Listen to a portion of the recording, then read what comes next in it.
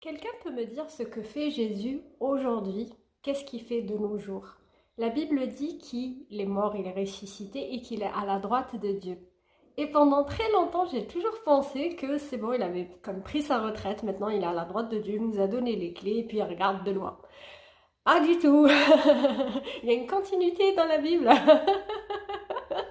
Et heureusement d'ailleurs, heureusement, parce qu'il nous a dit qu'il ne nous laisserait pas orphelins, qu'il nous enverrait le Saint-Esprit. Mais pas que.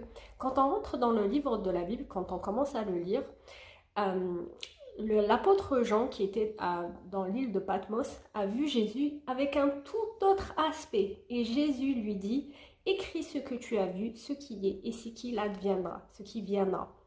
Ce qu'il avait vu, le premier truc, c'est que Jésus était complètement différent. Il avait les cheveux blancs, il avait des flammes dans les yeux, il avait des pieds comme d'airain. Il a complètement changé d'aspect. Pourquoi? Parce qu'actuellement, il est souverain sacrificateur. Il est notre avocat et il agit pour nous. Il nous prépare une place aussi dans le ciel, près de lui.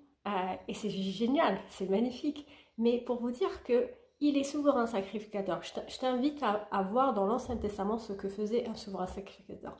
Et dans l'Apocalypse, il est au milieu, en tout cas la première partie, il est au milieu des 7 églises, des 7 chandeliers. Chacune représente une église en particulier. Moi, je pense qu'on est toujours... c'est-à-dire nos églises aujourd'hui représentent cette église-là. Vous verrez comme des similitudes. Et il est souverain sacrificateur, il fait de nous des sacrificateurs, il est au milieu de nous, il ne nous lâche pas, il est là et c'est juste une très très bonne nouvelle. Bon, désolé, mon micro ne marche plus, il faut là que je le recharge, mais j'espère qu'on a entendu quand même. Et souris, tu es bénie, ciao ciao.